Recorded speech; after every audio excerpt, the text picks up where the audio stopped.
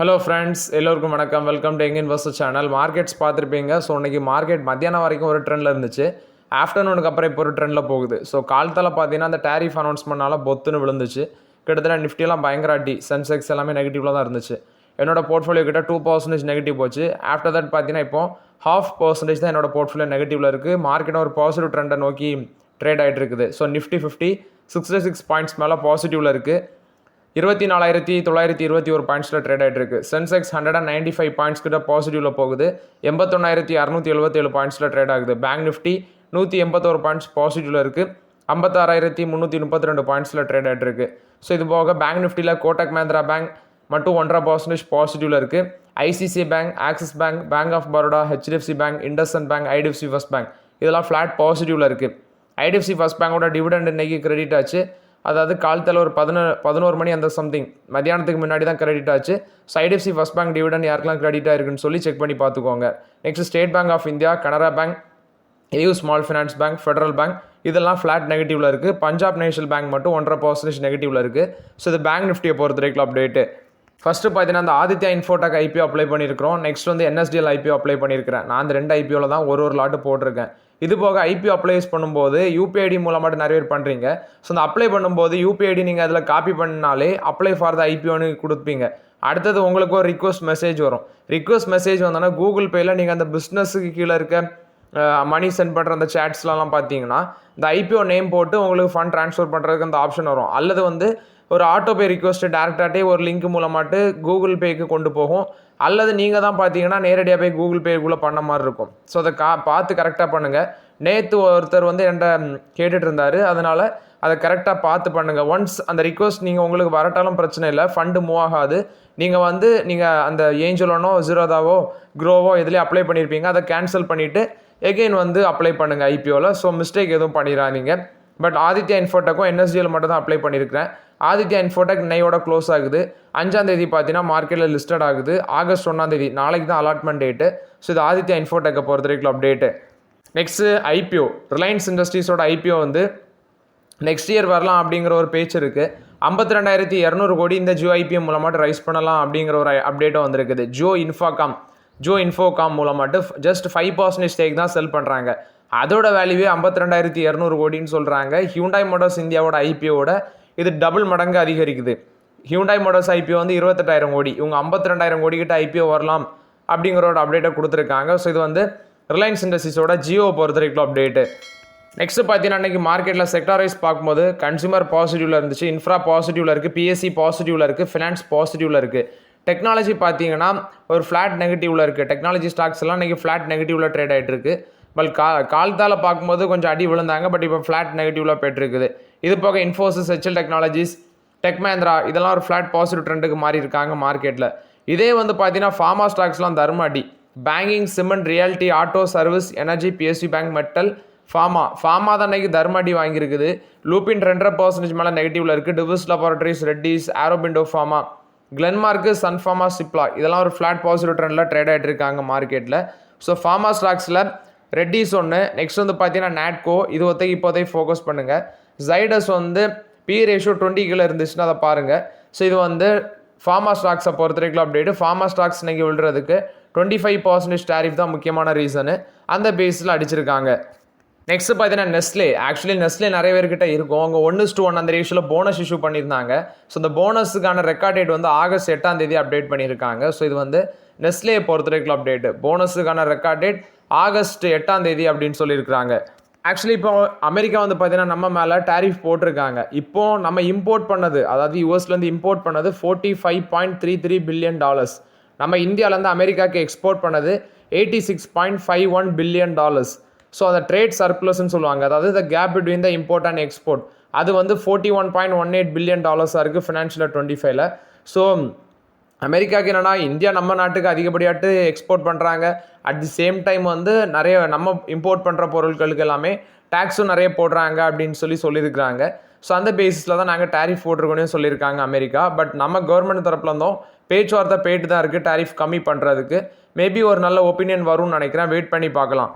ஆரோபிண்டோ pharma வந்து landed company LLC அதில் வந்து $250 மில்லியன் 100% ஸ்டேக் வந்து வாங்க போகிறாங்க அப்படின்னு சொல்லியிருக்கிறாங்க. ஸோ லேண்டட் கம்பெனி எல்எல்சி இதை வந்து யார்கிட்ட வாங்குறாங்கன்னா லேண்ட் செல்லர் ஹோல்கோ அவங்ககிட்ட தான் வாங்குறாங்க. $250 million cash free dead free பேசிஸில் தான் இந்த கன்சிடரேஷன் நடக்குது.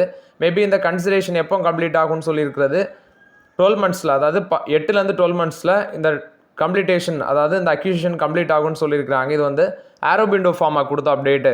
ஹிந்துஸ்தான் யூனிலிவரோட ரிசல்ட்ஸ் வந்திருக்கு. நெட் ப்ராஃபிட் 6% இன்க்ரீஸ் ஆயிருக்கு, 2768 கோடி. ரெவன்யூ ஒரு 5% இன்க்ரீஸ் ஆயிருக்கு இந்த குவார்ட்டரில், 16,323 கோடி பண்ணியிருக்காங்க. வால்யூம் க்ரோத் வந்து அண்டர்லைங் வால்யூம் க்ரோத் 4% இருக்குது, அண்டர்லைங் சேல்ஸ் க்ரோத் வந்து 5% இருக்குது அப்படின்னு சொல்கிறாங்க.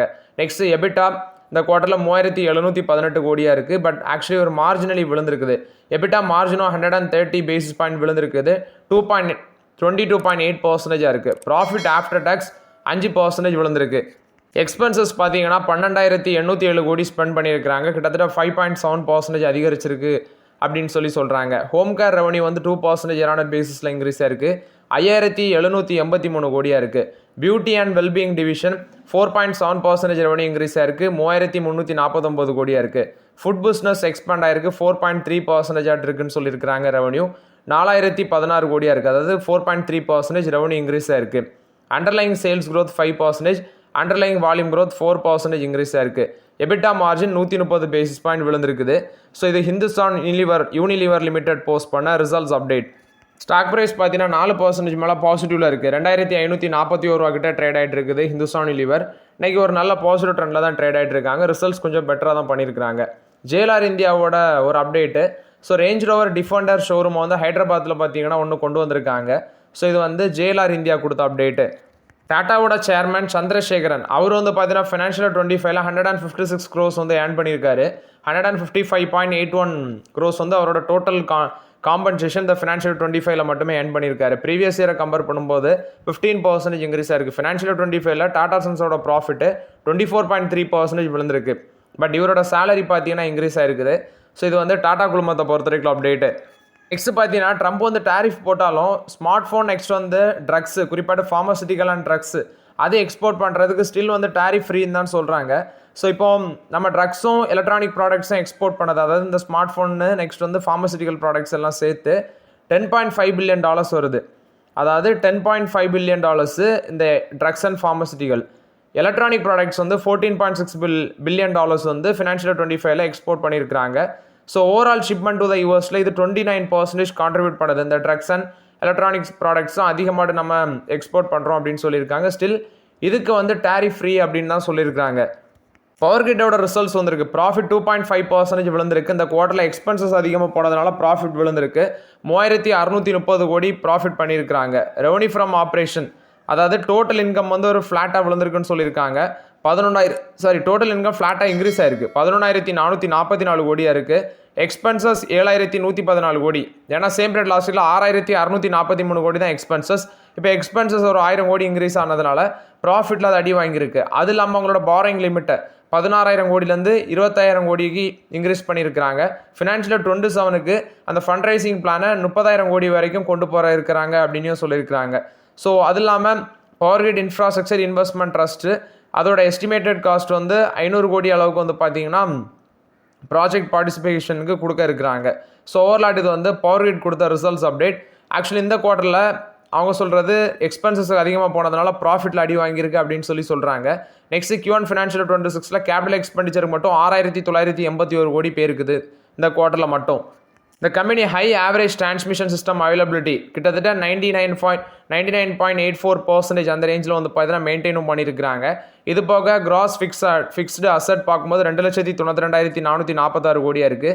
நெட்வொர்க் காம்ப்ரமைஸ் ஆகிறது 1,80,533 circuit kilometres of transmission lines, 284 substation, transformation capacity 5,66,831 megawatt across India அப்படின்னு சொல்லியிருக்காங்க.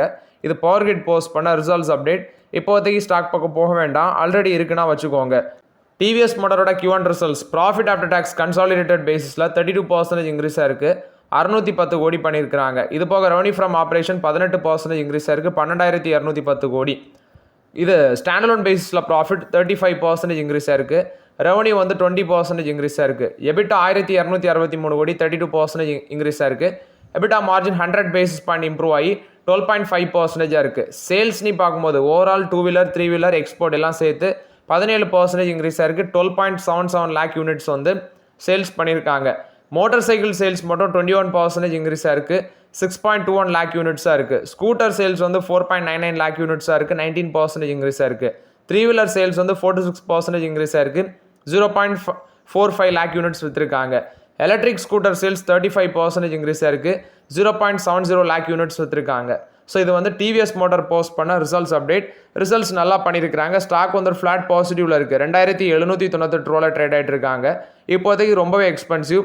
60 டைம்ஸ் ஏர்னிங்ஸில் இருக்கிறாங்க. இப்போதைக்கு வேடிக்கை மட்டும் தான் பார்க்க முடியும். டாடா ட்ரஸ்ட் கொடுத்த அப்டேட்டு. டாடா சன்ஸ் அவங்க சில போர்ட் மீட்டிங் வச்சுருக்காங்க. ஸோ அந்த டேபிள் என்னென்ன டிஸ்கஷன் போயிருக்கு அப்படிங்கிறத ஒரு ஷார்ட் அண்ட் ஷீட்டாக சொல்கிறேன். ஃபஸ்ட்டு சந்திரசேகரனோட டேர்ம்ஸை வந்து ஃபினான்ஷியல் 27 வரைக்கும் ரினியூ பண்ணியிருக்காங்க. ஒன்று. அடுத்தது இந்த கம்பெனி இன்வெஸ்ட்மெண்ட் பண்ணுறதுக்கு அவங்க பார்த்தீங்கன்னா லிஸ்டிங் பண்ணுறதுக்கு அவங்க விரும்பலை. ஸோ அதையும் அவாய்ட் பண்ணுறாங்க. நெக்ஸ்ட் சபுர்ஜி பலன்ஜி குரூப் இதில் எக்ஸிட் பண்ணிட்டு போகிறது, டாடா சன்ஸில் எக்ஸிட் பண்ணிட்டு போகிறதையும் அவங்க வந்து அலோவ் பண்ணுறாங்க. நெக்ஸ்ட் டாடா ட்ரஸ்ட்டு பொறுத்தால இருக்கிற சில அன்லிஸ்டட் கம்பெனி ஸ்டேட்டஸ் வந்து செக் பண்ணணும் அப்படின்னு சொல்லியிருக்காங்க. அது இல்லாமல் டாடா சன்ஸை லிஸ்ட் பண்ணுறதுக்கு விருப்பம் இல்லை, அதை ஆர்பிஐட்டையும் வெளிப்படையாக தெரிவிக்கிறதுக்கு முடிவெடுத்திருக்காங்க. சந்திரசேகரனோட டேம் ரினியூ பண்ணியிருக்கிறாங்க.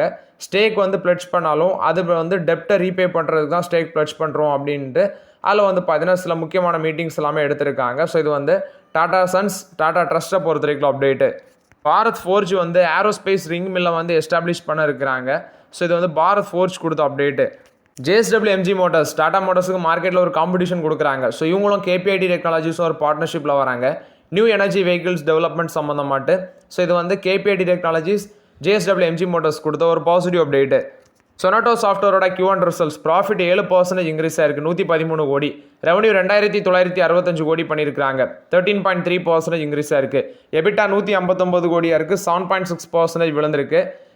நெட் கேஷ் வந்து 62.5 crores இருக்குன்னு சொல்லியிருக்காங்க. கேஷ் அண்ட் கேஷ் ஈக்குவலன்ஸ் கிராஸில் 600 கோடியாக இருக்குது. ரிட்டர்ன் ஆன் கேபிட்டல் எம்ப்ளாய்டு 18.5% விழுந்திருக்கு. ரிட்டர்ன் ஆன் நெட்ஒர்த் வந்து 24% விழுந்திருக்குன்னு சொல்லியிருக்காங்க. இது போக ஐடி சர்வீஸ் செக்மெண்ட்டோட ரெவன்யூ $81.8 million இருக்குது. 0.6% குவார்டர் அண்ட் குவார்டர் பேசிஸில் இன்க்ரீஸ் ஆயிருக்கு. கான்ஸ்டன்ட் கரன்சி டேர்மில் 0.9% விழுந்திருக்கு. ருப்பி டேர்ம்ஸில் ரெவன்யூ 699 கோடியாக இருக்குது. 0.3% சீக்வென்ஷியல் பேசிஸில் விழுந்திருக்கு. எபிட்டா மார்ஜின் 16.6% இருக்குன்னு அப்படின்னு சொல்லியிருக்காங்க. Profit after tax 13.5% quarter and quarter பேசிஸில் இன்க்ரீஸ் ஆயிருக்கு. இது வந்து சொனாட்டோ சாஃப்ட்வேர் கொடுத்த அப்டேட்டு. இது போக பார்த்தீங்கன்னா ₹1.25 டிவிடன் அனௌன்ஸ்மெண்ட் பண்ணியிருக்காங்க. August 8 record date. Payment date வந்து ஆகஸ்ட் 20 அப்புறம் வந்து பேமெண்ட் டேட்டு அப்படின்னு சொல்லியிருக்காங்க. நேற்று ஃபெட்டோட மீட்டிங் நடந்துச்சு. ஸோ ஃபெட் மீட்டிங்கில் பார்த்தீங்கன்னா எந்தவித ரேட் ஹைக்கும் கிடையாது. அன்சேஞ்சாக தான் வச்சுருக்காங்க. ரேட் ஹைக்கும் பண்ணலை, ரேட் வந்து குறைக்கவும் இல்லை.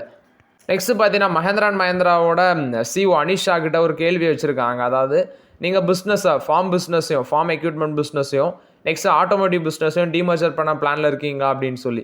ஆனால் அவர் சொன்னது இப்போதே நாங்கள் டிமர்ஜர் பண்ண பிளானில் இல்லை, மேபி ஃபியூச்சரில் அப்படி சான்சஸ் இருந்தால் பண்ணலாம் அப்படின்னு சொல்லியிருக்காங்க. ஸோ இது வந்து பார்த்தீங்கன்னா மஹேந்திரா அண்ட் மஹேந்திரா தரப்பில் வந்து கொடுத்த அப்டேட்டு. இப்போதைக்கு வந்து டிமர்ஜர் பண்ணுறதுக்கு சாத்தியம் இல்லை அப்படின்னு சொல்லி அப்டேட் கொடுத்துருக்காங்க. ஸோ ஓகே ஃப்ரெண்ட்ஸ், ஆக்சுவலி இந்த வீடியோவில் சில இம்பார்ட்டன்ட் அப்டேட்ஸ் எல்லாமே டிஸ்கஸ் பண்ணோம். ஆக்சுவலி அந்த டேரிஃப் ரிலேட்டட் சில அப்டேட்ஸ் எல்லாமே, அதாவது நம்ம எவ்வளோ எக்ஸ்போர்ட் பண்ணுறோம், எந்தெந்த செக்டரில் எவ்வளோ எக்ஸ்போர்ட் பண்ணுறோம், அது எல்லாமே பார்த்தீங்கன்னா டெலகிராம் குரூப்பில் நான் கொடுத்துருக்குறேன். ஸோ டெலகிராம் குரூப்பில் ஸ்டில் ஜாயின் பண்ணாதவங்க நம்மளோட டிஸ்கிரிப்ஷனில் லிங்க் இருக்கும், அதை பார்த்து நீங்கள் ஜாயின் பண்ணிடுங்க சீக்கிரமாட்டு. ஸோ சில முக்கியமான அப்டேட்ஸ் எல்லாமே, லென்த்தாக இருக்க அப்டேட்ஸ் எல்லாமே நான் அதில் தான் ஷேர் பண்ணுவேன். ஸோ உங்களுக்கு யூஸ்ஃபுல்லாக இருக்கும். ஸோ அதில் ஜாயின் பண்ணிக்கோங்க.